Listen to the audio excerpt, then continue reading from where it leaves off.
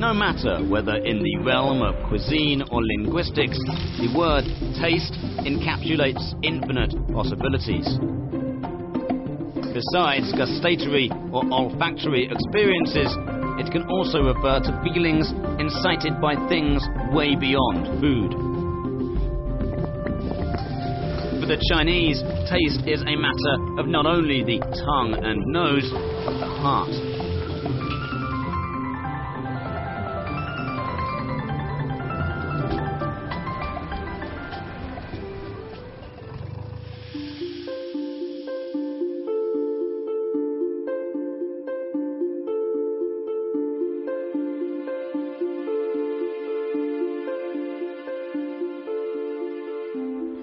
As in the rest of the world, the Chinese use sweetness to explore the feeling of joy and happiness. The taste buds can pick up sweetness before all other gustatory feelings. Sugar is the most common source of sweetness.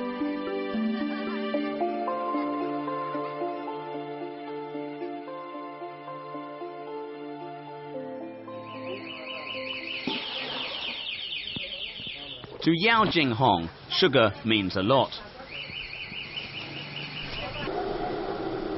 In the early morning, he starts a big fire to melt sugar. Sweet onion pancakes is a famous traditional dessert in Chaozhou. Yao masters ancestral cooking skills. Today, Yao plans to make more pancakes than usual. Tomorrow, it's Winter Festival, a grand local occasion. Yao's pastry shop sits on Suzhou Street in ancient Dahao town. Here, time seems to have stopped centuries ago.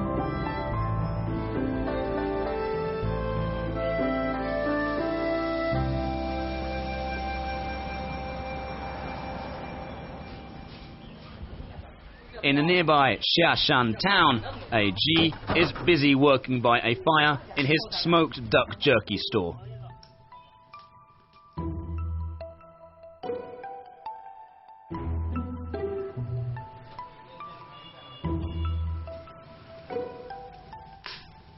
The barrel in front of him exudes a sweet, smoky flavour. He has been familiar with that smell since childhood.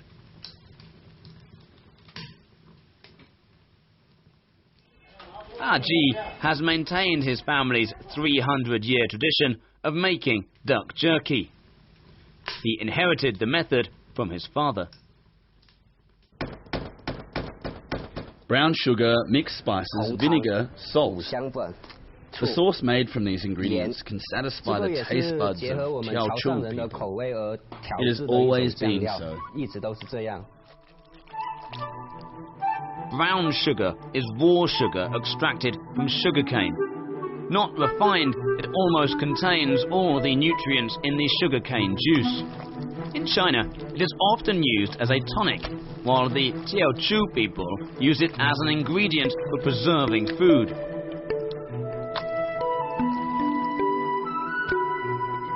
After being roasted for 40 minutes in a wooden roaster, the preserved ducks fully absorb all the flavours of the sauce. Now it's time for the smoking process. To everyone's surprise, the smoke comes from the burning of sugarcane pulp. The traces of sugar in the pulp can sweeten up the duck's skin. It also renders the duck a nice dark colour. The store consumes about 40 kilograms of sugarcane pulp every single day. The material is easy to acquire. Big sugarcane fields are less than 20 kilometers away from Ji's home.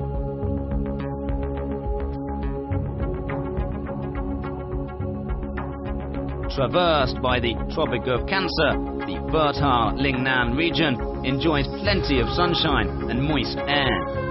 It becomes a main sugarcane production area. The sweetness of sucrose comes from the glucose and fructose as a result of photosynthesis.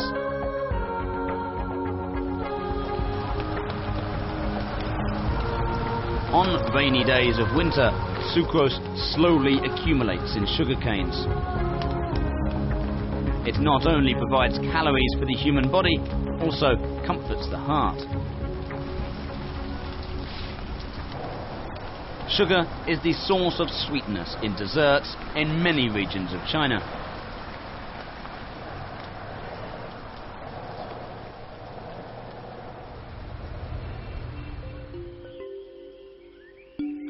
Some 100 kilometers away from Dahao, Wuxi thrives with industry and commerce. Its residents enjoy a prosperous life. Although Wuxi doesn't produce sugarcane.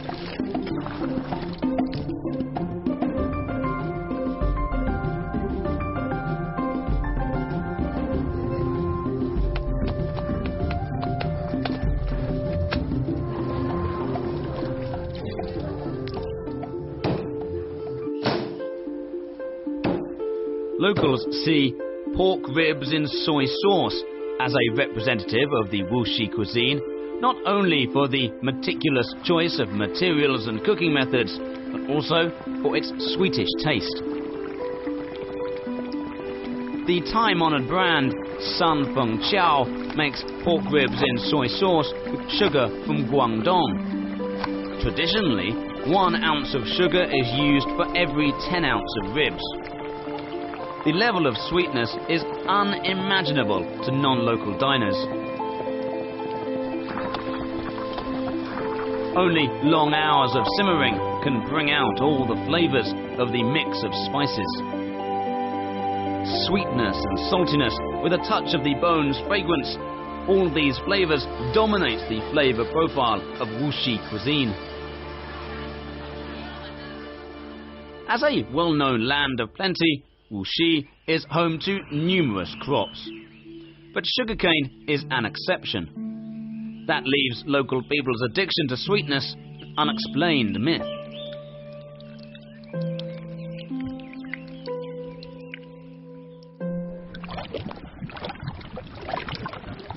While heating the sugar, Yao could accurately tell the temperature of the syrup by simply feeling it with his finger. Such sensitive hands are the result of 3 years of training. As a Tiacho saying goes, to make good sugar onions, one needs hands as tough as iron and steel. In Yao's opinion, temperature is the key to melting sugar.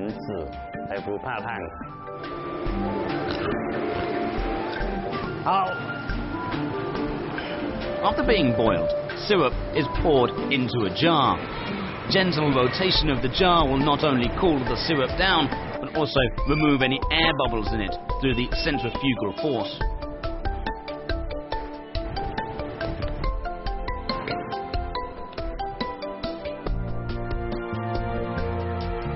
After repeated stretching, the syrup turns white, and then the sugar onion is finally ready to enjoy.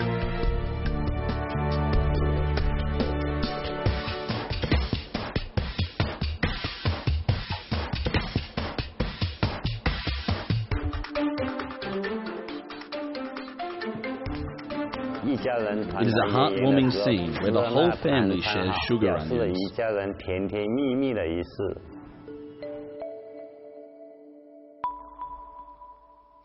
Yao's sugar onion has 16 neat little pores evenly distributed around every bigger hole. It has a strong fragrance and a nice crunch to it.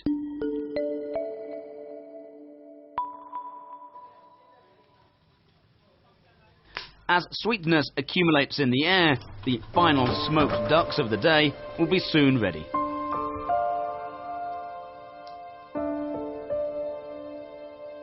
The ducks sell so well that customers can't even wait for them to dry up before taking them away. At the same time, the winter festival is still just around the corner.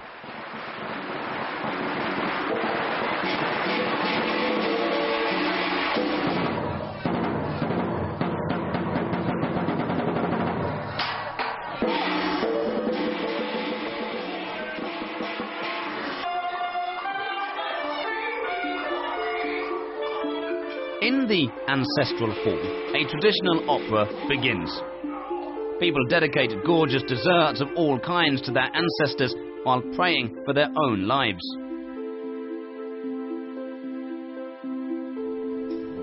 Yao wishes that his cooking schools can bring well-being to the entire family.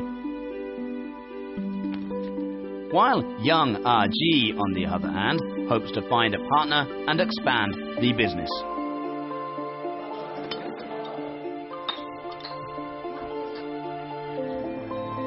Their wishes vary, but they share the same feeling towards sweetness and a positive prospect of the future.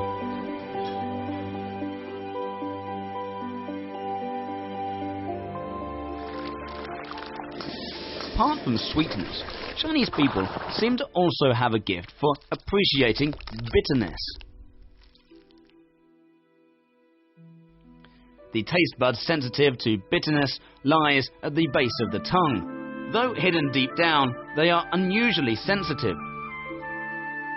Chinese people are good at using bitterness in cooking, not only because they can enjoy the nuanced layers of taste, but also because they utilize a variety of condiments that have bitter tastes, such as tangerine peel. Ever since his great-grandfather's generation, Chen Bozhong's family has been making dried tangerine peel for a living. In Xinhui, many local households rely on this business. I cannot imagine living without dried tangerine peel. It's not just a means of living for us, it's the foundation of my family.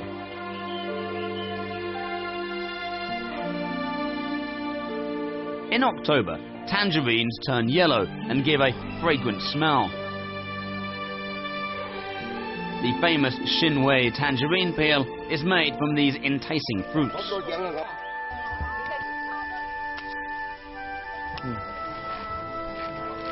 Here, after harvest, the pulp of the tangerine is discarded, while the peel is kept.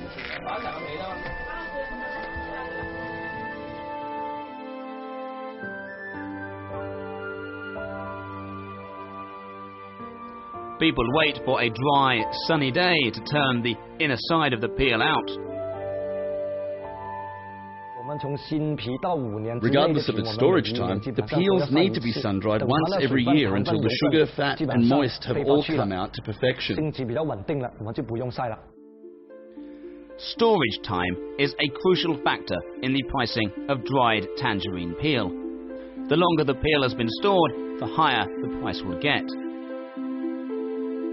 Only the Chinese can appreciate the subtlety of the mixture of bitterness and fragrance from the dried tangerine peel, just as they appreciate green tea, for example.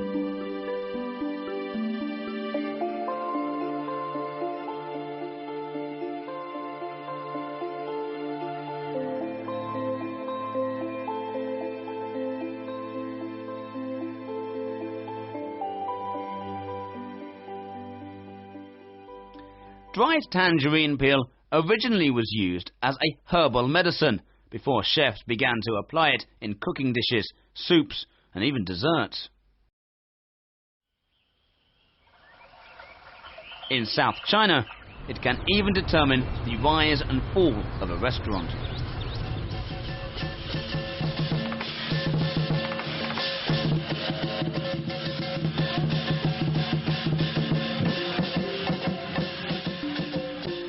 Macau is a city where the East meets West.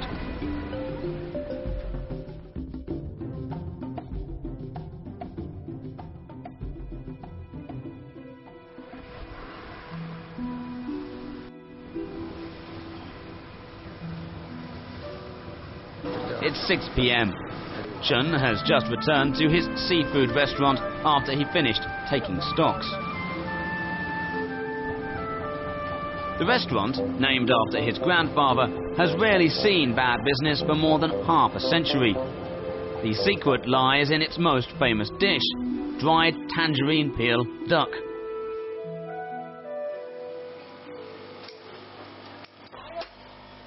The complicated procedures for cooking the dish were passed down from Chen's grandfather. First, the duck is to be marinated for 10 hours with a variety of seasonings, before it can be shortly deep fried. Further seasoning is needed once the duck is fried. dried tangerine peel is a critical ingredient. Add a certain amount of water and steam the duck for 2 hours.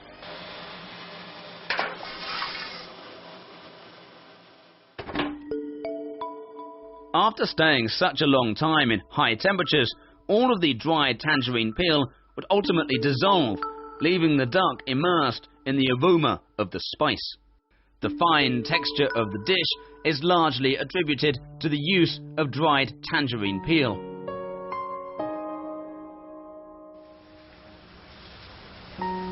In Chun's memory, his parents were always busy taking care of their business. Childhood was a bitter memory for him. They were always busy making a living. Since they couldn't afford a waiter, I started wait at tables when I was 8. The children had to help the parents prepare for the next day's dishes. We couldn't do our homework until things were settled in the restaurant.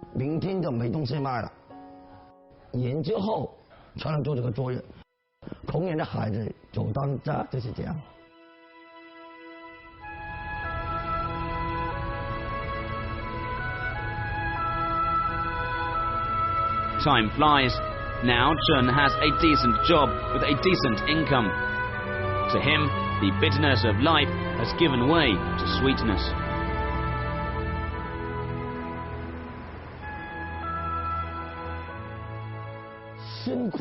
I'm not saying this is an easy life, but I'm happy that my performance at work is appreciated and acknowledged by my peers. That makes me feel that it's worth the effort.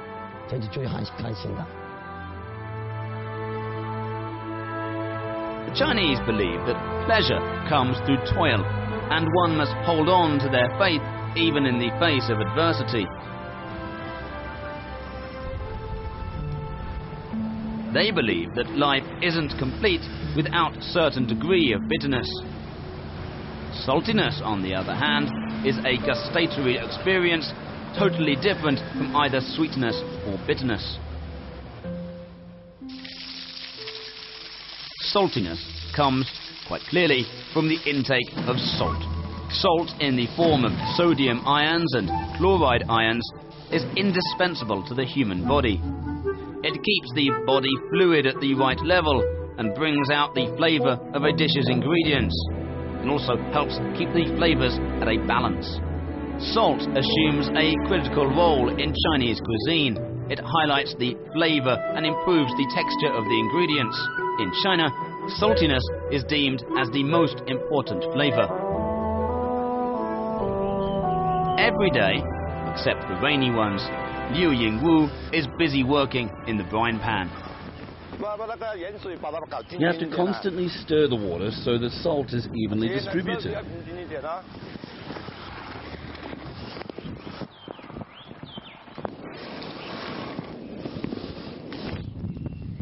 It doesn't look good. The crystallization is too slow. Liu lives by the sea in eastern Guangdong. For generations, his fellow villagers have been making salt for a living, following the time-honoured production tradition. This way of distilling salt from seawater can be traced back to 400 years ago. But as early as 5,000 years ago, the Chinese had known how to boil seawater to get salt.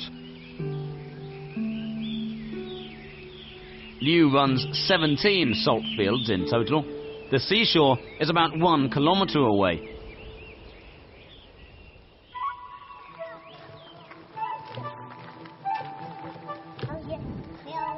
Four-year-old Liu Tao Tao likes to accompany his father to the brine pans.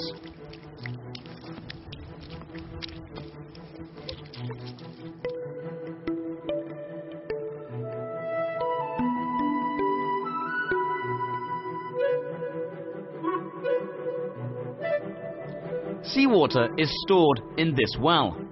It is connected with the sea by an underground culvert.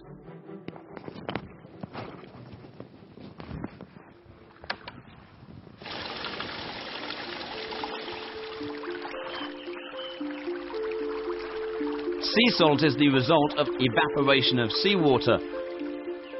While the water evaporates, the remaining part gradually saturates, and finally, salt crystallizes. It's a quiet and peaceful procedure. What Liu makes is coarse salt, a must-have ingredient for the family average in the area. Look, it's very well crystallized and transparent. Such salt from the natural raw material is good. Ye Chaojian is a Hakka living in eastern Guangdong. He can make the most authentic roast chicken. His way of roasting can secure the best possible aroma for the chicken. You have to keep stirring the salt till it dries thoroughly. Wrapped in a piece of paper and covered in coarse sea salt, the chicken is slowly roasted. The loose texture of the sea salt allows it to absorb the moist from the chicken.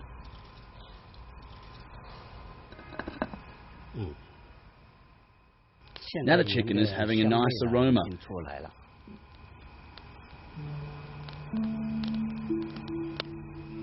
It's the result of the heat and the salt as well.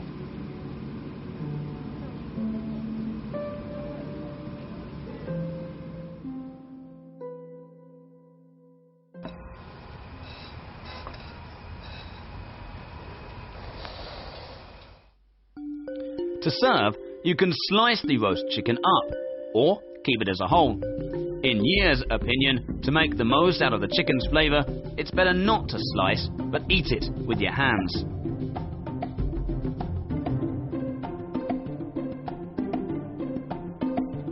A handful of sea salt is enough to bring the best texture, flavour and aroma out of a chicken.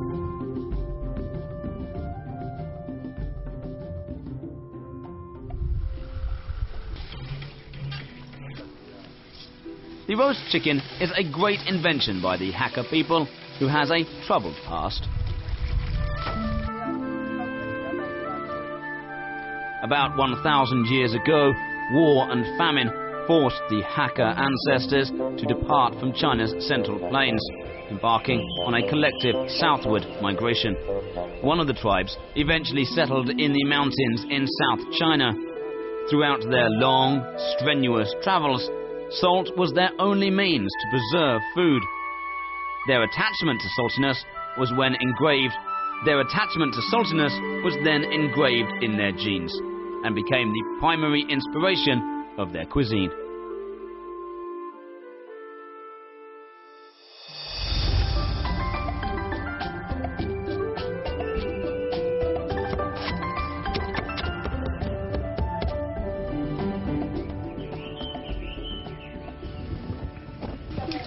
Liu and his wife are expecting the birth of their second child.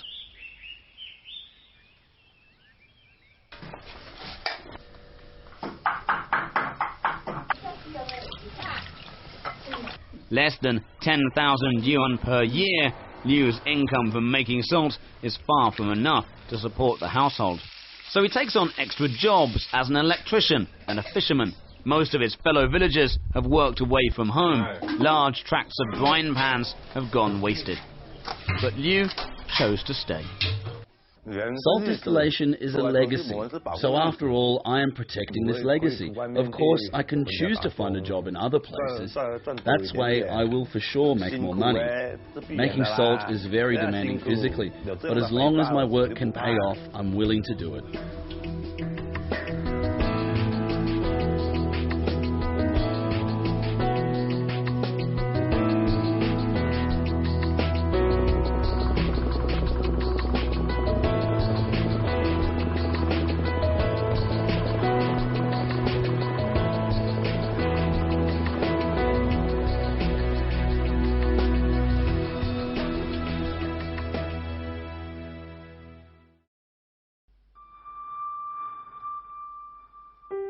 Acidity. It's a special flavour that not only affects the tongue, but the nose as well. It comes from the interaction between hydrogen ions and the taste buds.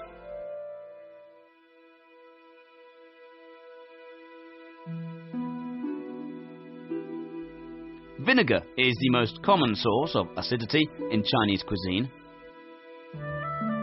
In China, vinegar is made from grains. The taste of different vinegar can vary widely.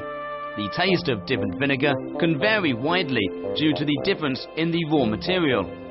For example, the aged vinegar from Shanxi has a sharp smell, just as people in North China are outgoing. The vinegar made in South China, in comparison, has a completely different character. The Zhenjiang vinegar is known for its subtle sweetness, which makes it the perfect company for uncooked vegetables and steamed pastries. The Zhenjiang locals would even pour vinegar into soup parcels. They believe that's the most authentic way of having the snack. Locals cannot imagine having Zhenjiang head cheese without vinegar or sliced ginger. The dish is simply incomplete without these condiments. A long process is needed to obtain such a savoury sourness.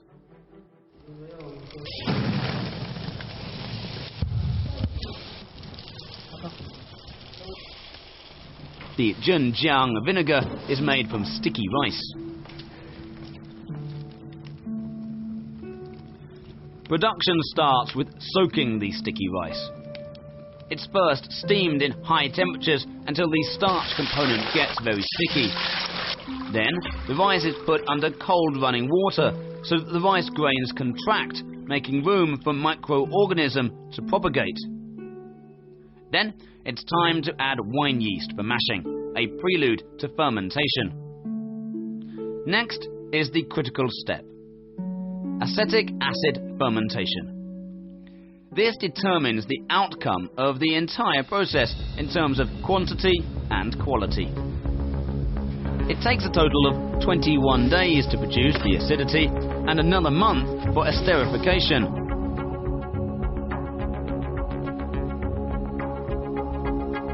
That's where the aroma of the vinegar comes from.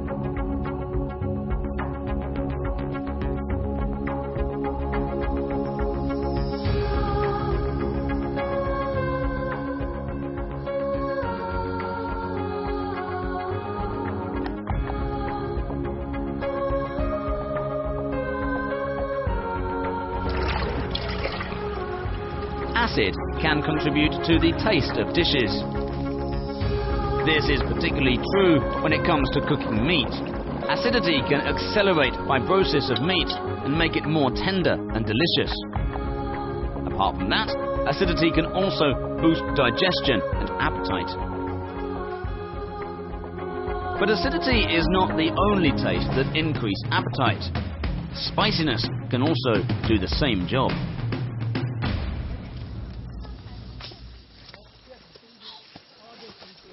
The paths in the mountain become slippery after a night of rain. Hu Su-chiong and her family began a hard day's work. They have to send the chili peppers to the market in the early morning.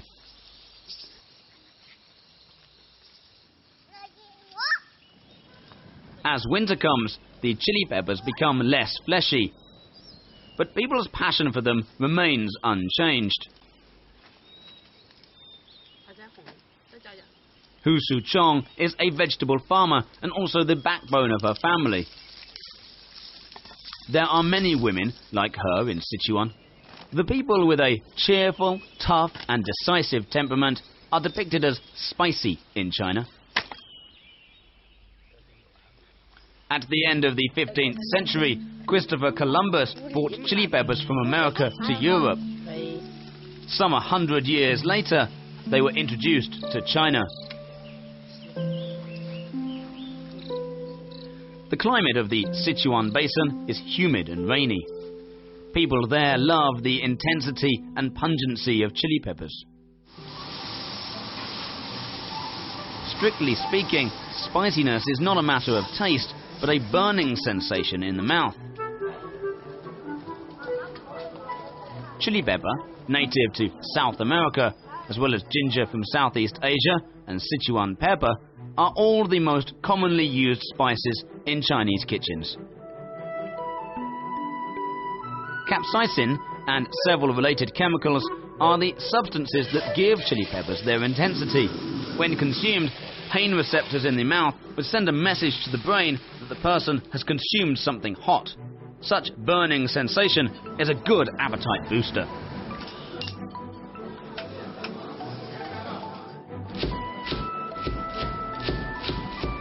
Chili pepper is the signature ingredient of Sichuan cuisine, be it used as a main ingredient, as a supplement ingredient, or as a seasoning.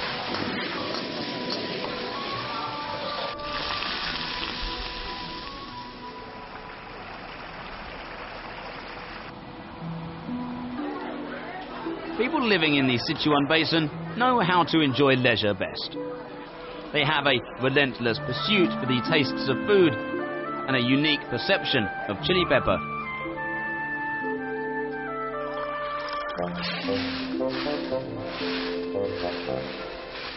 At the end of the autumn, others begin to dry their chili peppers. But whose peppers are still in the fields, fresh and shiny?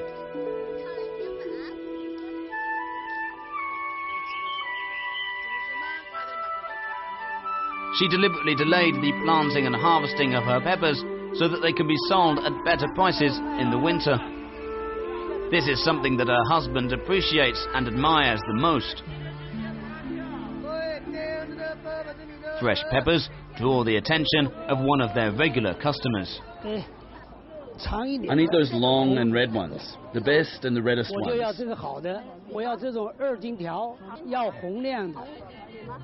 It's the best one.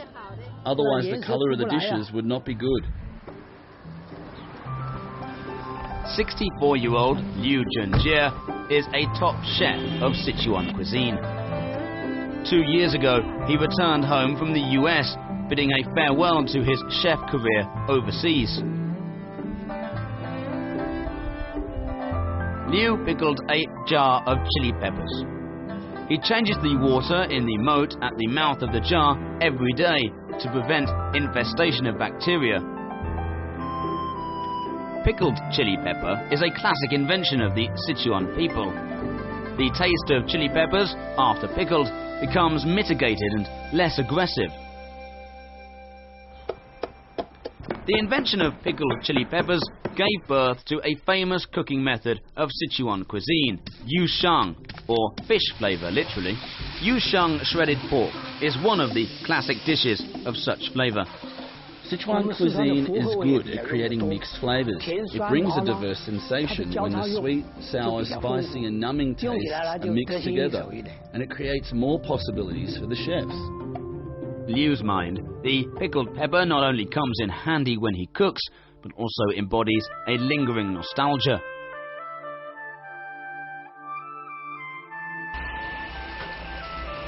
Another fantastic form of chili pepper is broad bean chili paste. It is also something that permeates the memory of all of the Sichuan people.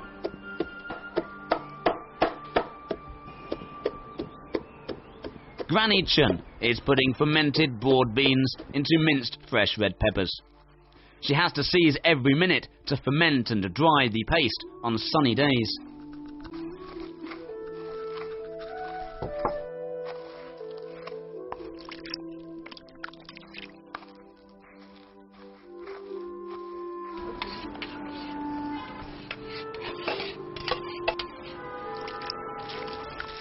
Every year, she would make a jar of broad bean chili paste for each of her children. It tastes good.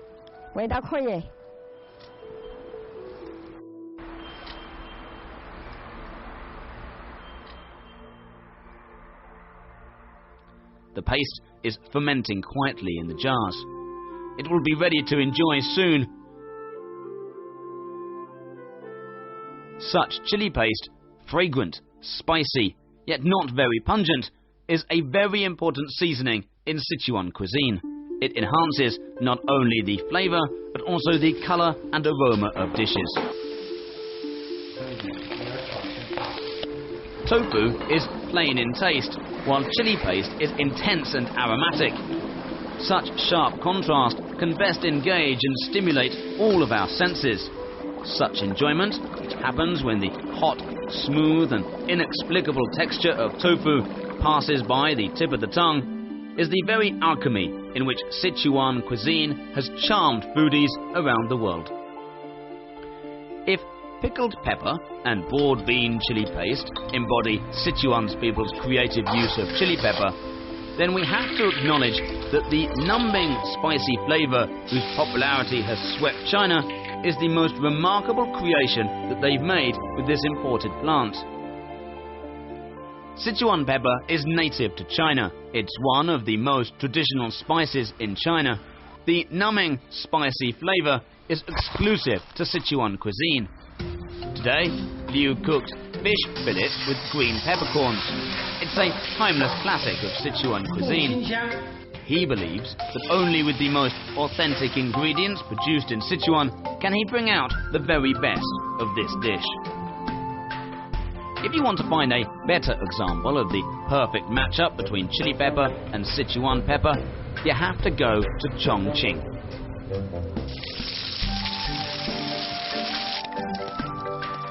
The dried red chili is the protagonist of the Chongqing hot pot. Dried chilies are cut into segments and mixed with many other seasonings to prepare for the richly flavoured soup base. In Chongqing, all of the hot pot restaurants have their own secret recipes for the soup base. Diners can choose from a variety of them according to their own particular preferences. You are what you eat. The Chongqing people are mostly outspoken and quick-tempered.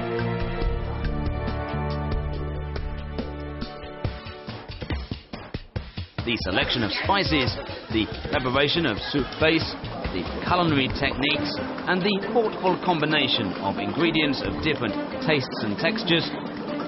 It is these attributes that make hot pot a perfect embodiment of the Chinese cooking philosophy of equilibrium.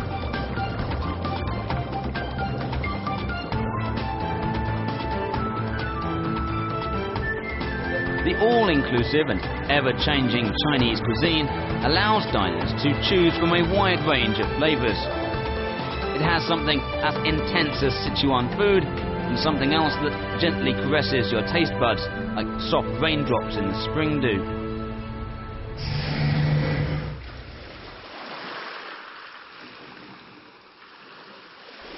In December, the temperature by the sea drops to 5 degrees Celsius. It is the coldest day of the year in Donghu village in Shantou City. It is also the busiest season for fishermen, Li Zhenchong. Not far away from him grows lava, an edible seaweed that can be easily found by the seaside.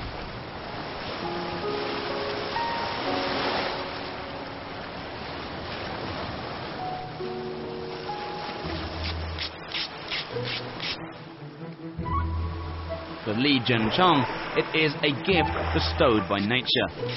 Lava matures quickly and requires timely harvest.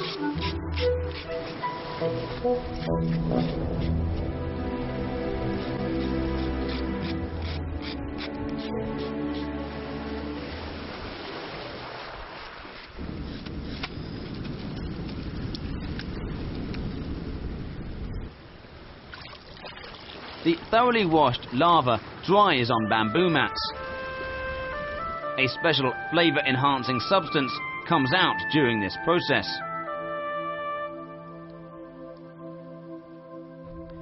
The Chinese began to eat it more than 1,000 years ago. It is usually used to make soup. The secret of its flavour-enhancing effect lies in its rich amino acids, including glutamic acid and alanine. It's about a third of protein, and when seasoned with the right amount of salt, the amino acids can work wonders to please our palate.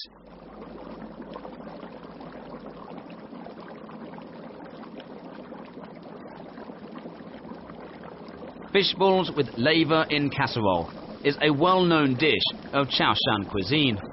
It blends together the savoury flavours of fish and seaweed multiplying the freshness and daintiness of the ingredients. This delicacy is hard-won.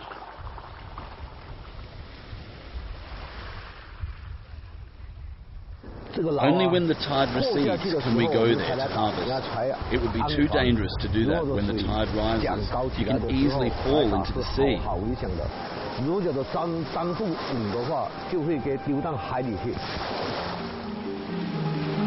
In order to get more, Li needs to take some risk every now and again.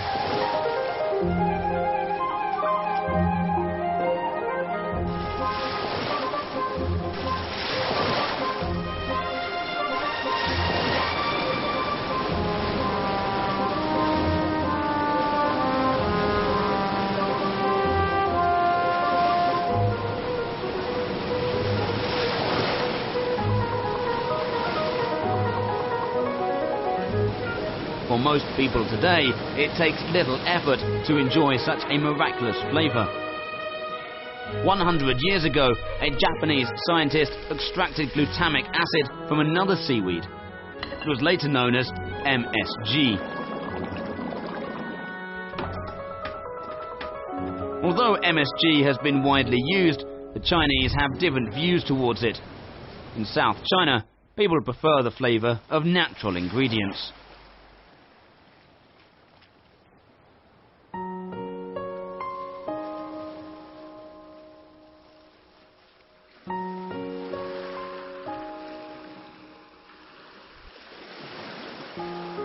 After the harvest season, Li is going to spend his leisure time fishing, drinking tea, and of course, eating.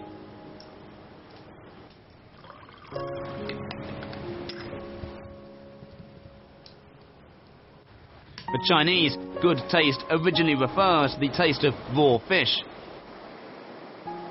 For modern people who are accustomed to cooked food, it takes some wisdom to preserve the freshness and original flavour of foods. This is exactly what the Cantonese are so good at.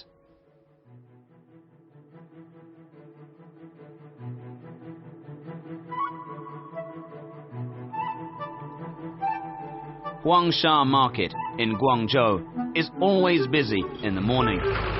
But here you can find a great variety of seafood from all over the world.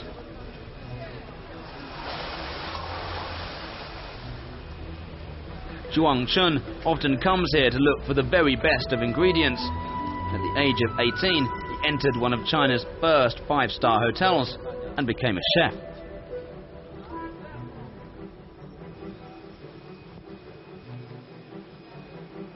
Steamed fish is a traditional Cantonese dish that requires high heat and precise control of cooking time. The cooking time should differ based on the size of the fish. The high heat can help maintain the juicy and fresh morsel of fish.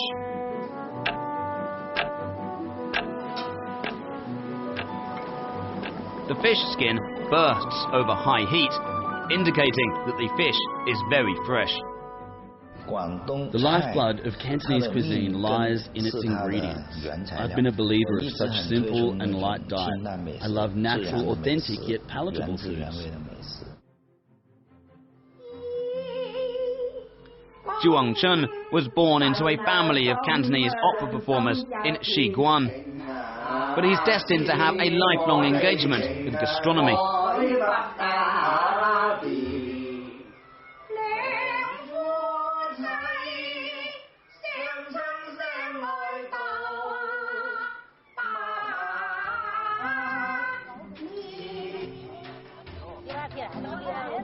Xiguan, an old sub-district in Guangzhou, has the most traditional Guangzhou food.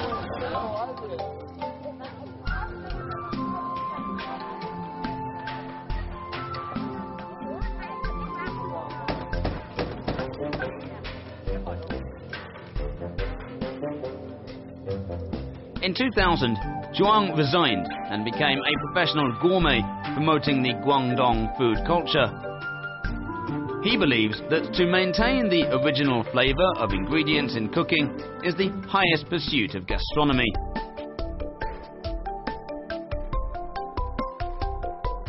white cut chicken is a classic of Cantonese cuisine. The chicken is simmered at around 90 degrees Celsius for 15 minutes. Then, the entire chicken is submerged in icy water so as to ensure the tenderness of the meat. The chicken skin will be brisk and the meat will be tender and flavourful.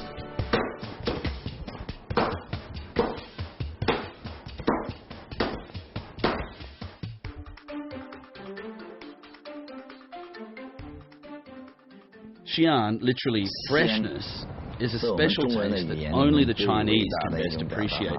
It is a great expression in the Chinese language. This taste consists of two parts. One is fresh, and the other is something that we don't have in English. We can only put it as delicious.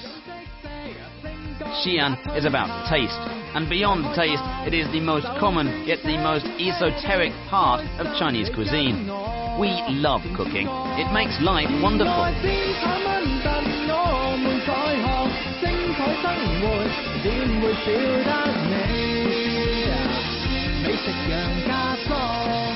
Please stay tuned to explore the world of gastronomy. 嗱，其實咧，我哋今日都講咗好多即係同品酒有關嘅環節啦。其實咧，我哋都好希望咧喺呢個節目今個環節 To enjoy authentic and healthy cooking, and to live a simple and unadorned life is the theme of Zhuang's program, and also the reflection of his life.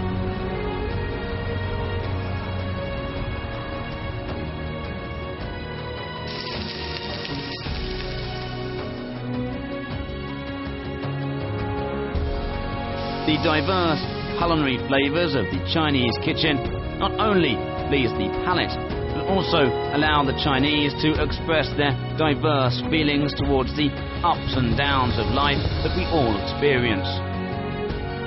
They prefer the orchestra of tastes to the solo of any of them. The equilibrium of tastes is what the Chinese chefs pursue. Moreover, such cooking philosophy has extended to other realms of the Chinese life, even their notion of running the country.